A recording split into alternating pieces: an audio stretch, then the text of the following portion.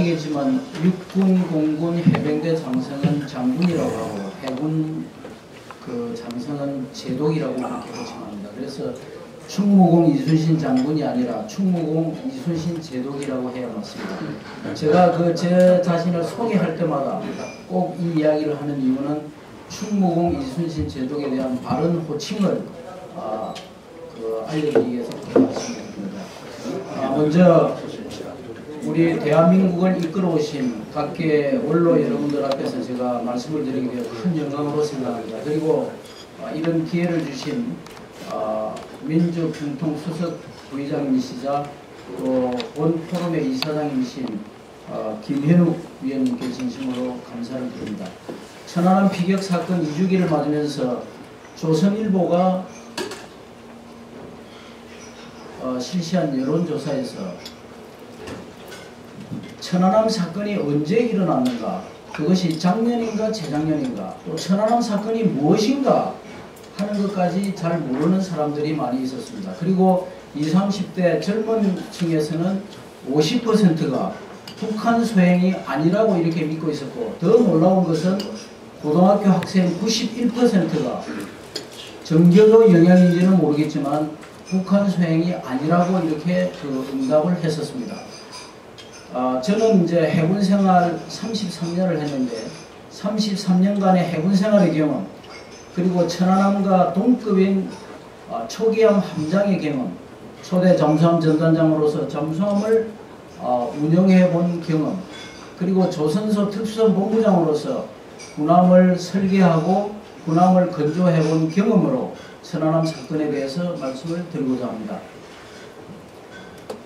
천안함 사건은 6.25 전쟁 이후에 1967년 1월 동해에서 어로 보호 작업 중이던 그 당포함이 북한의 육상포에 맞아서 침몰하고 39명이 전사한 사건 이후에 최대의 사건이었습니다. 그리고 전 세계적으로 전시가 아닌 평시에 정규 해군 작전 세력으로 타국의 해역에 들어가서 군함을 공격한 사례가 없습니다. 그리고 천안함이 침몰한 해역은 여러분들이 잘 아시는 것처럼 심청이가 아버지 신봉사의 눈을 뜨게 하기 위해서 자기 몸을 던졌던 인당수 앞바다입니다. 그래서 이 천안함의 침몰은 우리 온 국민의 그 감겨진 안보의식에 눈을 뜨게 하기 위해서 자기 몸을 던진 것 같은 장렬하고도 거룩한 희생이라고 이렇게 볼 수가 있습니다. 그래서 천안함과 46용사의 그 희생이 결코 헛되지 않도록 값진 교훈으로 거듭나야 된다고 생각을 합니다.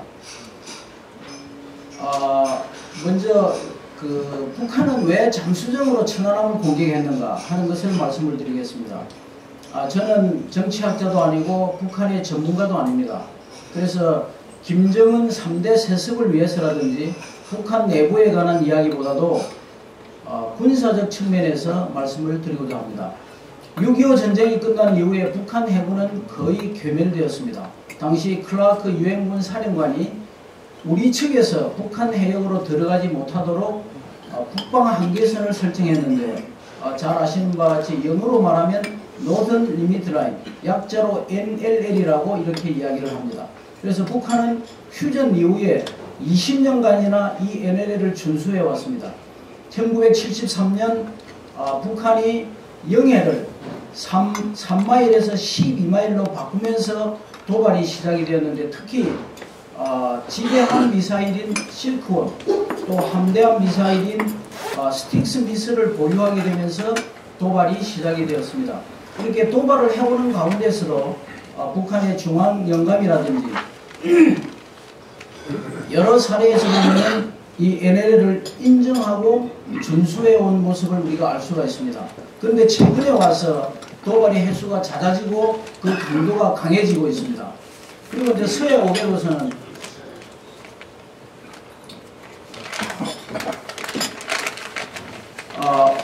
우리 국가 안보의 아주 전초기지라고 볼 수가 있습니다. 만약에 이 서해 5개도서가 북한에 넘어가게 되면 수도권뿐만 아니라 우리 충청남도까지 위협을 받게 됩니다. 그리고 이제 북한 입장에서 보면 이 파란색이 NLL인데 이 NLL과 서해 5개 도서가 군사적, 경제적으로 굉장한 제약을 주고 있습니다. 과거에 이제 조기자비철이라든지 또 꽃기자비철 되면은 이 어장이 굉장히 이제 축소가 되고 해주로 들어가는